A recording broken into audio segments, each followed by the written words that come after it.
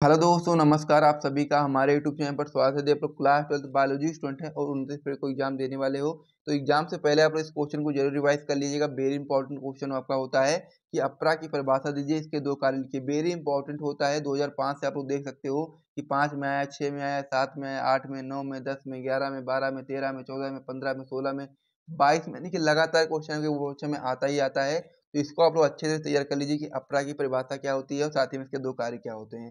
तो आप लोग वीडियो को जल्दी से लाइक करो, फिर मैं आपको 5 मिनट के अंदर ही अंदर इस क्वेश्चन को अच्छे से समझा देता हूँ। आप लोग आराम से कर ले जाओगे और पूरे आपको यहाँ पर मार्क्स मिलने वाले हैं। तो चलो देख लेते हैं अपरा की परिभाषा क्या होती है। तो सबसे पहले आप लोग हेडिंग लगाओगे अपरा और फिर लिखना स्टार्ट करोगे कि अपरा वह संरचना है जिसके द्वारा जरायु स्तनधारियों का जो विकासशील भ्रूण होता है, गर्भ होता है, वो मात्र गर्भाशय उदर से अपना पोषण प्राप्त करता है। अपरा या फिर प्लासेंटा कहलाता है। तो समझ लीजिए क्या होता है अपरा।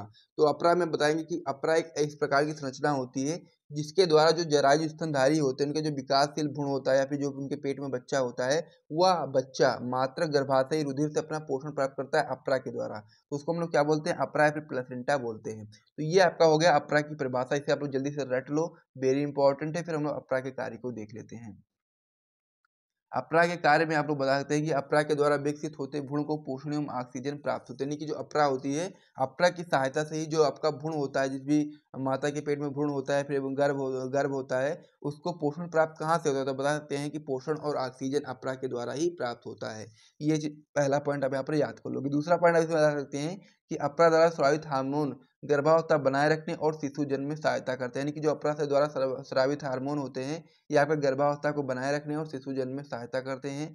तीसरा पॉइंट आप इसमें बता सकते हैं कि अपरा द्वारा उत्सर्जित पदार्थ के भ्रूण से विसरण द्वारा माता के रुधिर में चले जाते हैं कि जो अपरा द्वारा जो उत्सर्जित पदार्थ होते हैं, उनको क्या होता है कि भ्रूण के जो रुधिर से वो आपके विसरण द्वारा माता के रुधिर में चले जाते हैं और फिर वो बाहर निकल जाते हैं।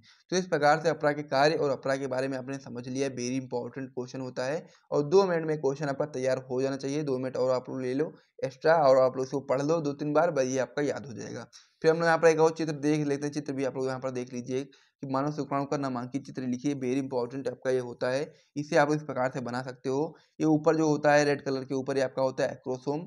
इसको सबसे पहले आप समझ लो कि ये जो पार्ट है, ये वाला पार्ट, इसको हम लोग क्या बोलते हैं? इसको हम लोग हेड बोलते हैं। फिर बीच में आपका गले की तरह होता है, इसे हम लोग नेक बोलते हैं। और फिर ये आपका मिडल पार्ट होता है और लास्ट में आपकी पूंछ होती है, जिसको हम लोग टेल बोलते हैं। तो ये आपका शुक्राणु का एक चित्र होता है।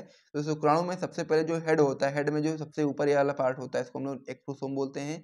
और जो रेड कलर का होता है, इसे हम लोग केंद्रक बोलते हैं कि आपका एन होता है। और फिर नीचे जो इसमें जो नेक होता है, नेक पार्ट में आपका जो 2 बिंदु होते हैं, पहला आपका होता है समीप्रस्थ तार केंद्र, दूसरा आपका होता है दूरस्थ तार केंद्र और फिर इसके जो मिडिल पार्ट होता है, इसमें आपका माइटोकॉन्ड्रिया इस प्रकार से होता है। तो इस प्रकार से शुक्राणु की जो संरचना होती है नामांकित आप लोग कर सकते हो। वेरी इंपॉर्टेंट ये भी आपका होता है। तो इसे भी आप लोग याद कर लीजिए और साथ ही में अपरा को भी तैयार कर लीजिए। अपरा तो बहुत ही ज़्यादा महत्वपूर्ण है, हर साल बोर्ड परीक्षा में आता है, इसे आप लोग बिल्कुल भी स्किप नहीं कर सकते हो।